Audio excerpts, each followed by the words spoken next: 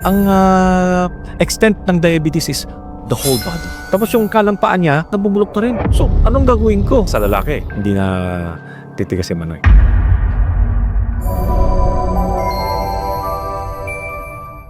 Magandang araw mga kababayan. Ngayon pag-uusapan natin ang isa sa mga pinaka-common pero sa totoo lang pinaka-devastating na health problems na kinakaharap ng maraming Pilipino. So with us today here at Medico.ph is our Medical Director, Dr. Anthony So. As usual, ako si Glenn, ang inyong Managing Director. At ngayon pag-uusapan natin ang diabetes. Diabetes na dati laging naririnig natin sa mga nakatatanda lang, pero I think as you go up in age and lately in today's world, medyo pababa rin yung demographic ng diabetes. So, given na common naririnig natin pero napakalaking problema pala nito, umpisan natin sa pinaka-basic na tanong po. Ano ang diabetes? Simple sagot lang eh. Pag mataas ang sugar mo sa katawan, yun ay diabetes. Okay. So, Doc, naiintindihan ko meron iba't ibang klase ho ng diabetes. Ano po? Ano usually yung mga types na nakikita natin sa medical profession? Okay. Ang diabetes, sobrang daming diabetes.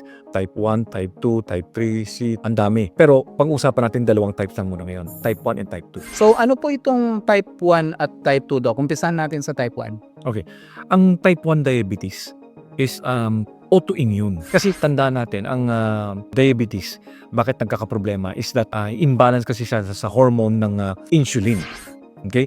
Ang lapay natin, nagproproduce ng insulin, ang beta cells. Ang lapay ay yung pancreas. Pancreas. Opo. Okay? Now, umpisahin natin sa pagkain muna. Okay? Tataas naman ang sugar natin dahil sa pagkain at sa inumin. Ngayon, uminom tayo ng sugar or kumain tayo ng carbohydrates. Pagkain natin, mababreakdown yan into simple sugars, mga glucose. Yan, papasok yan sa tiyan. Yung tiyan, di ba? Madudurog yan. Papasok yan sa bloodstream, dugo. Yan, hindi mataas ang sugar. Puro sugar yan. Bakit kailangan natin mataas ang sugar? Kasi ang sugar ay pagkain sa ating utak.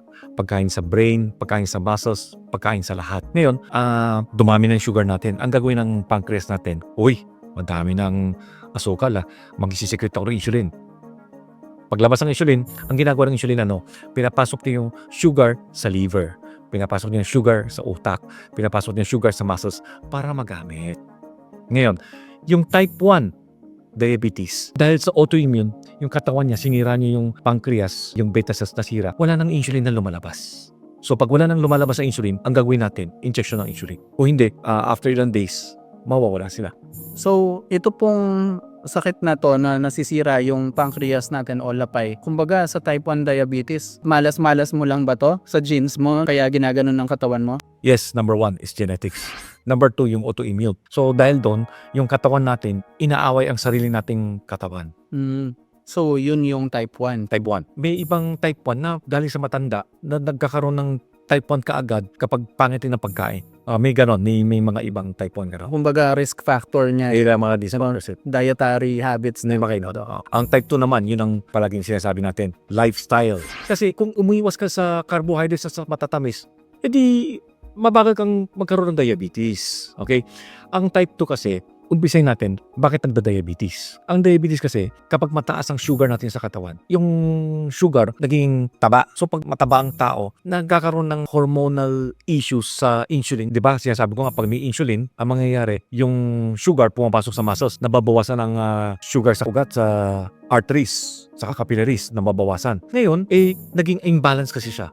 So, may insulin nga, pero yung sugar hindi na pumapasok sa muscles. Dahil doon, mataas ang sugar natin. Yun ang type 2 diabetes. So, kung na sobrahan ang intake natin ng pagkain, lalo ng carbohydrates, sugars, maybe from processed foods and whatnot, itong insulin na nilalabas sana ng pancreas natin, hindi na tumatalab para i-breakdown yung Eksakto. Hindi na tumatalab. Resistant na kasi. Kumbaga sa manginginom, dati nalalasing ka sa 2 beer. Habang mas nagiging tumador ka na, baka 3, 4 na Red Horse na, Tama yun. patay. So Doc, ang usual na naririnig ng tao, yung type 1, saka yung type 2. Pero ngayon ko lang narinig na meron pa palang types after nun. So siguro mabilis lang. Ano po ba yung mga ibang types maliban sa 1 and 2? Okay.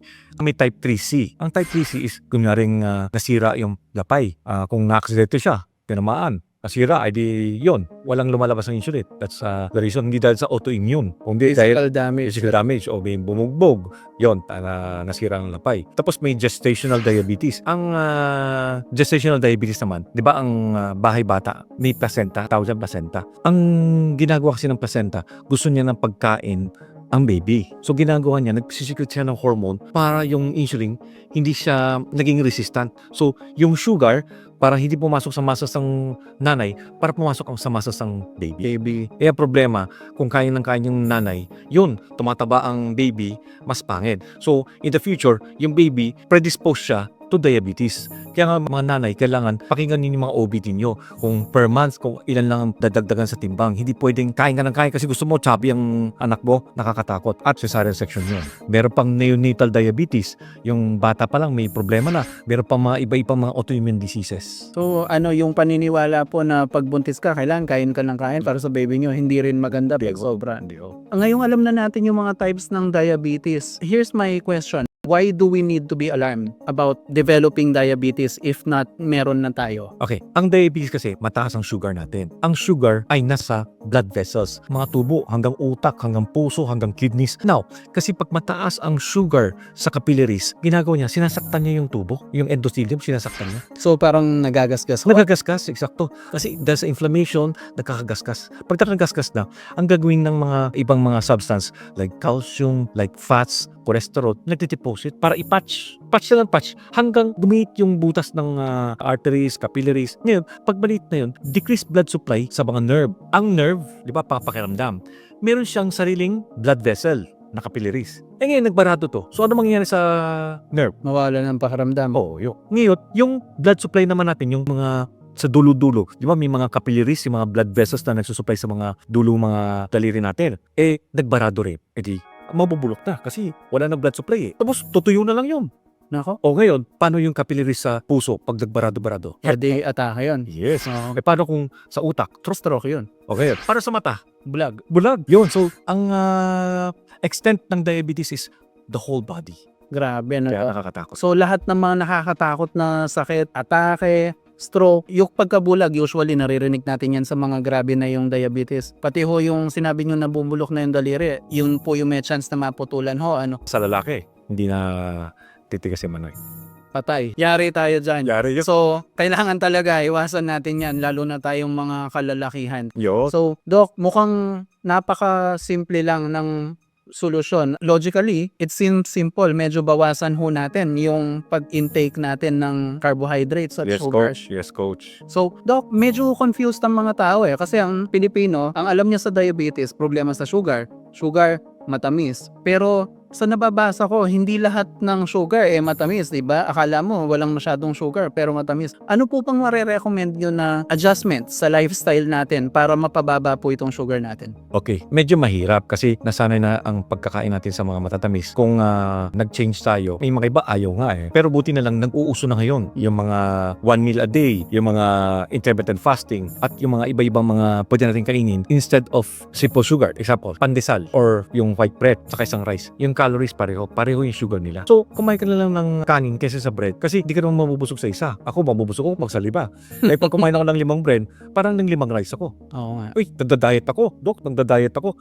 Pero ng 5 bread ako. O di, mag-rice ka na lang, busog ka pa, at mas mababa ang sugar na tataas. Then, mga vegetables. Studies have shown nga, pag kumain ka muna ng vegetables bago yung mga carbohydrates, kahit na pareho yung carbohydrates sa isang kanin lang, mas mababa ang sugar content ng kakainin natin kasi yung gulay na kinain natin, babarado niya para hindi masyado pumasok yung mga sugar sa ating katawan. So, more on vegetables, less on carbs. Para sa inyo, anong mga pagkain ang pinakamasama para sa mga may potential na magka-diabetes or sa mga diabetic na? Siyempre, yung mga soft drinks natin, yun ang pinaka number 1 na pinakaayaw natin. Number 1, simple sugar na talaga yon. Very addicting pa siya na mahirap tanggalin. Paano yung mga zero sugar na mga soft drinks? Nakakatulong po ba talaga yan or masama pa rin? Yung zero sugar, syempre mas nakakatulong. Kaso lang, marami pang chemical na nakalagay. So, makakasira rin ng katawan natin yung mga chemicals na. So, kung pwedeng iwasan na ho natin. How about yung mga non-soft drinks na drinks like iced tea, milk tea, sports drink. Anong tingin nyo dito in terms of health and in terms of diabetes, Doc? Okay, ang problema kasi, pag sinabi kong iced tea yan, ganun karami yung sugar. Tapos yung tubig, then nilagyan ng konting tea, iced tea na. O parang wheat bread na lang, isang bread, pangit yung bread, di ba? Kasi tataas ang sugar mo, lagi ko konting wheat. Uy, wheat bread na to. Pareho pa rin, masama pa rin yun. Di ba? Tama. Yun. So, napakaraming dapat iwasan. I guess along with fast food, no, Doc? I mean, bulag ka na lang kung di mo nakikita gaano karaming mantika yan pinaprepare. Tsaka in the first place, carbs ito at maraming preservatives. So, Coach. conversely, Doc, ano naman yung mga foods na dapat mag-focus tayo na yun ang kinakain natin para maiwasan ang diabetes? So, okay, may nagsasabi, process. Ang ibig sabihin ng process ay dumaan sa factory. Ngayon, unprocessed, galing sa garden, sa farm, yun, kaitib mo. So, ngayon, ang potato, pwede naman, pero carbohydrate yan mas okay siya pag kinain ka agad, pero pag pinrocess, mas pangit. Naging french fries na. Naging french fries na. Ang isda, maganda siya pag galing sa dagat. Pag pinrocess mo, pangit na siya. Kaya nga sabi nga, pag na-process ka hindi na nasisira Ayun ang problema. Kasi nga, nasira na yung mga content nun. Parang yung itsura na lang ang na-preserve. So, yung sustansya nawawala, napapalitan ng mga pangit na chemical, kasama na yung mga sugars. Yes, sir. So, maliban sa pag-adjust ng dieta natin, Doc, meron pa bang mga changes sa lifestyle na makakatulong mapababa yung blood sugar and therefore maiwasan ng diabetes? Definitely exercise. Ang exercise pala, kapag nag-exercise ka, ang ginagawa niya sa muscles, ginagawa niyang hindi resistant sa insulin. So, pag nag-exercise ka, yung insulin, nagiging recognizable ba? So, yung sugar, dahan-dahan pupunta sa muscles para magamit. Tapos, alam mo ba, ang studies have shown na kapag nag-exercise ka, kahit na 20 minutes to 30 minutes, 3 times a week, hahaba ang telomeres mo. Ang telomeres, pag mahaba ang telomeres, mas mahaba ang buhay. Ang telomeres po, part ito ng mga cells natin, di ba ho, Doc? Tapos pag nagso-shorten, umiiksi, nagiging mas prone ka sa maraming kung ano-anong sakit. Yes. At pag mas mahaba, mas healthy ho. Yes, coach. So, ngayon, ang problema ng marami nating mga kababayan, hindi naman lingid sa kalaman natin. Mahirap ang buhay ngayon. Never naman naging madali ang buhay. Pero more than ever, kailangan mo talagang kumayod ngayon, magtrabaho, mag-commute. And a lot of people say na ang hirap hanapan ng time yung exercise. Ano pong masasabi nyo? May workaround po ba dito, Doc? Merong workaround. Number one, manood muna kayo ng mga movies na maraming na-stroke at matakot ka. At kung gusto, may paraan. Push up ka sa wall, squats, lunges, sit-ups ka. Ang daming pwedeng gawin. Marami na, Doc. Hindi naman kailangang nasa gym para mag-exercise, di ba? Kahit sa bahay, napakaraming simple exercises na pwede mo nga hanapin lang sa YouTube. And ang lagi nga nire-recommend ni Doc, especially kung napanood nyo na yung mga past episodes natin, kung kaya nyong marating yung 10,000 steps per day, na tinatrack na rin naman ng mga cellphone nyo automatically, mas maganda yon. Kasi if you live in Metro Manila and you commute, malamang bago ka dumating sa mga sakayan mo, naglalakad ka rin naman. So, yun. Or napapadaan ka sa mga mall, pwede mong lakad-lakarin yun. And kung wala ka naman sa Metro Manila, nasa probinsya ka kagaya namin, yung mga subdivision nyo, gamitin nyo yung kalsada, lakarin nyo yung mga yan, just to get yung 10,000 na na steps na to. Are So, there anything else? Bawasan natin yung stress sa buhay natin. Stress. Pag yung stress, tumataas ang cortisol level natin, tumataas ang sugar natin. So, pag binabaan mo yung stress, mas mababa ang sugar natin. Then, sleep para magkilom ang katawan natin. Kailangan ng sleep, okay? So, pag pangit ang tulog natin, mas lalala ang diabetes natin. Actually, kung iisipin mo, very common sense, very simple lifestyle adjustments. Get enough sleep, get enough rest, fresh air. Siguro nakakababa ng stress. Yes, sir. Pero yung mga taong stress sa buhay mo, kung kaya mong iwasan siguro, iwasan mo na lang. And yun, napakaraming pwede nating gawin. So, Doc, kung medyo bata-bata pa, mga nasa 30s, late 20s, maybe 40s, ganyan. And worried ka, baka medyo palapit na ako sa diabetes, especially type 2 diabetes. Ano usually po yung mga signs and symptoms na dapat nating antabayanan? Okay. Usually kasi, dahil ang diabetes kasi, taas ang sugar. Then, ang gagawin niya, ang katawan, tinatapon niya yung sugar sa ihi. Kaya mismo sa pag-ihi mo, nilalanggam, teka, nilalanggam na, isa na yon. Ngayon, pag iniihi niya yung sugar, ang ginagawa ng sugar, kinukuha rin niya yung mga tubig. Okay. So pag kinukuha niya yung tubig, nawala yung tubig sa katawan. So nauuhaw ka, kaya nga polydip siya ang tawag natin. Inom ng tubig. Kahit inom yung tubig, polyuria. Ihi ka ng ihi, ihi ka ng ihi. Tapos polyphagia, kain ka ng kain. So, laging gutom, laging uhaw. Okay. Laging umiihi. Yun, ako, dapat pa-check ka na. Then, minsan-minsan parang namamanhid yung kamay ko. Lalo na po daliri, ano? Daliri, or sa paa. Then, bakit yung sugat ko parang hindi na gumagaling? Tapos, uy, pumayat ka agad ako. Ang bilis pumayat. Akala mo maganda nga, pero hindi pala. Kasi wala nang deposit ng sugar sa ating masas sa kasafat. Kaya pumapayat ka agad, ang bilis. Then, paraging pagod, walang lakas. Yun, pa-check po kayo. So, ibig sabihin, nagkukulang na siguro ng nutrition sa katawan, ano, Doc, dahil sa sugar. So, pag nagpa-check ho kayo, ano pong ibig sabihin nito? Anong unang doktor na dapat nating lapitan if we suspect na baka may diabetes tayo? Very common kasi siya. Kaya nga, kahit sino, general practitioner, will do. Okay. So, ano pong may expect natin na para ma-diagnose tayo kung may diabetes o hindi, Doc? Number 1, pinapacheck yung fasting blood sugar, or secondly, yung urinalysis. Ang fasting blood sugar, madali lang kasi. Pero kailangan ka mag at least 8 hours ng fasting. Walang pagkain or soft drinks. Okay. And then, pagka kukunin ng dugo, makikita na natin kung anong resulta. So, dun makikita yung sugar. Sa ihi po, hindi nakikita to. Makikita ang ihi. Pag mataas sa sobra, makikita sa ihi, sa urina. So, maaring may traces ba ng sugar makikita sa ihi? Talaga makita mo, ang normal dapat 0. Makita mo, +1 hanggang +4. So, yun. Yung mga bagay na yan, kung nagtatrabaho kayo sa mga kumpanya kung saan nagkakaroon ng annual physical exam, kagaya dito sa amin, meron ganun. Usually, isa sa mga basic yon na titignan, urinalysis tsaka basic na blood sugar. Hindi mo na kailangan magpatingin ng cholesterol, yung mga lipid profile. Yung simpleng blood test will do. Kaya kung may takot ka ng konti sa karayom, mas matakot ka sa putol sa paa o sa putol sa pamay, di ba? Mas palaki yon. Pakuha mo na yung dugo na yan at nang malaman natin. So, Doc, ano usually po yung usual na range sa dugo kung sa blood sugar? Usually, milligram per deciliter. Ang normal kasi, less than 100. Less than 100 ho. Then, pag pre-diabetic is 100 hanggang 135. Then, kapag diabetic ka, more than 126. 126 Yes. yun yung magic number sa diabetes. Pero dapat hindi mo na talaga pinapaabot ng 100 Doc? Yes, sir.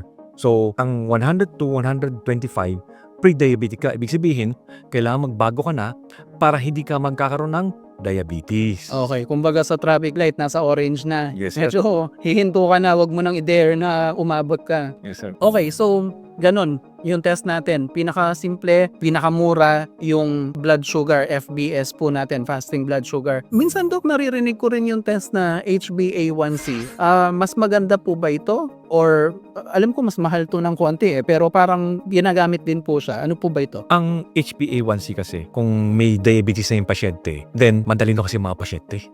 Ginagawa nila, magpapacheck up na ako. Ang gagawin ko, magdidieta na ako ng 3 araw o 1 linggo. Siyempre, kapag kinabukasan ng dieta ako, kinabukasan ng kumuha ng dugo, mababa ang sugar ko. So ngayon, nagtataka yung mga doktor. Okay naman sugar niya, bakit ang daming komplikasyon?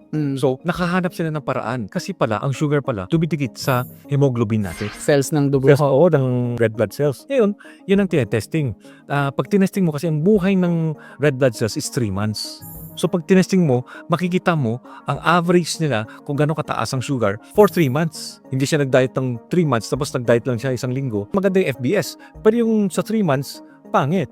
Pangit. So kasi yung hindi nakaka-capture ng FBS yung whole picture, yung HbA1c, kailangan 3 months ka So, magdisiplina bago mangyari. Okay. Ang result nun is less than 5.7, normal.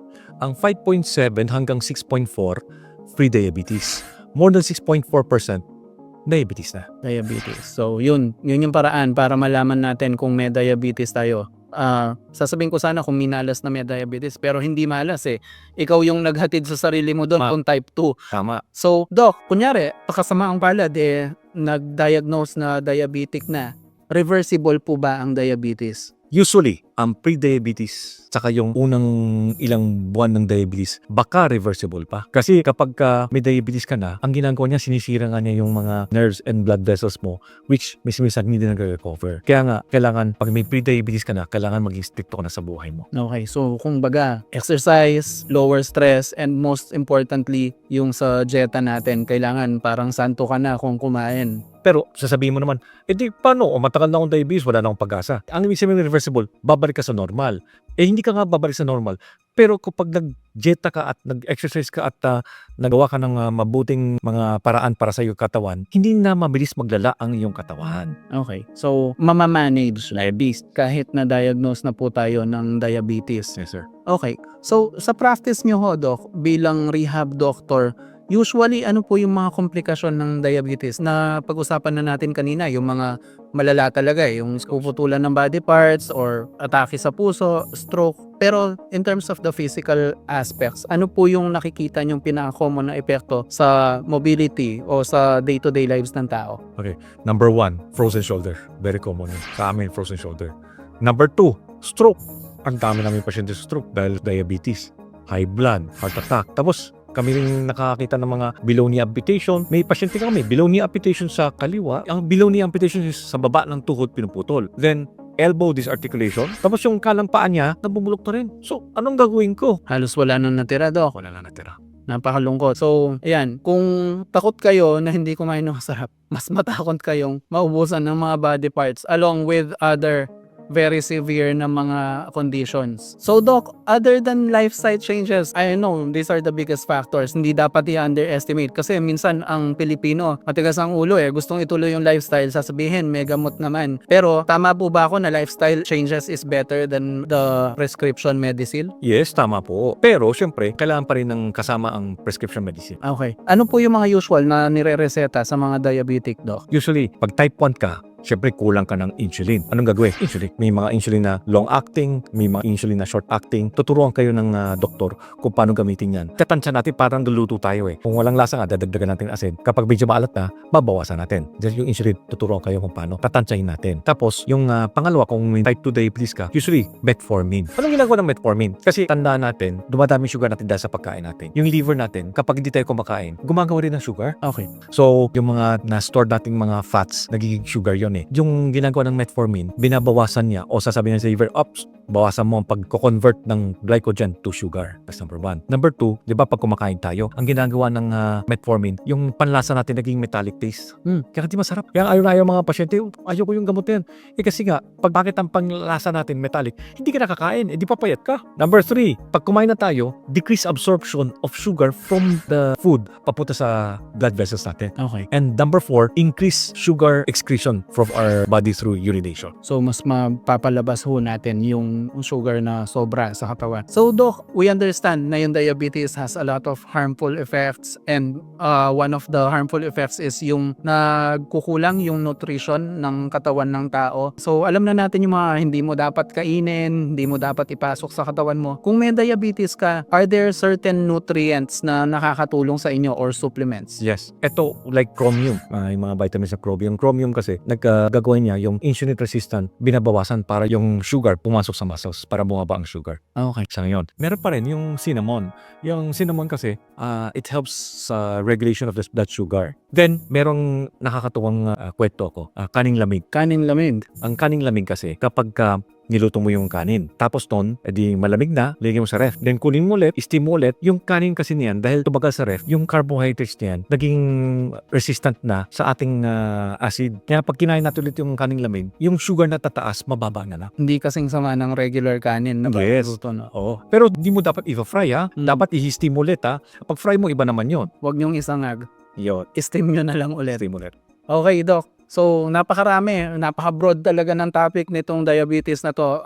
I think in future episodes, we can talk about diets or nutrition. Like, kumbaga yung mga sections nito, mag-e-expand pa tayo. But for now, ano po yung closing thoughts niyo tungkol dito sa diabetes? Ano yung message niyo sa mga kababayan natin? Nakakatakot ang diabetes, kaya ang kailangan maging strict pa kayo sa pagkain. Ang sabi nga, prevention is better than cure. Pero kung may diabetes kayo, hindi end of the world. Marami kasi naging depressed Hindi ho. Kailangan lang maging stricto tayo sa buhay, hindi lang isang buwan, 2 buwan, 1 taon. Kailangan tuloy-tuloy sa pagbabago mo ng pagkain at ang lifestyle mo. Kaya nga lifestyle change Kumbaga, indefinite mo nang dapat sundin yung bago, hindi yung pag gumanda yung mga test mo, balik ka na naman sa... Anyway, yun lang muna po for today sa diabetes. Obviously, as I said, very broad topic. I'm sure we'll keep referencing diabetes as we go along with our next episodes. But for now, ito po si Glenn ng medico.ph, nagpapaalam at nagsasabi, hinay-hinay lang sa pagkain, iwas tayo sa diabetes. Sa ngalan po ng partner ko, ang Medical Director ng Medico.ph, Dr. Anthony So, magsasabi kaming paalam na muna sa ngayon at mag-ingat kayo sa inyong mga kalusugan. Bye-bye!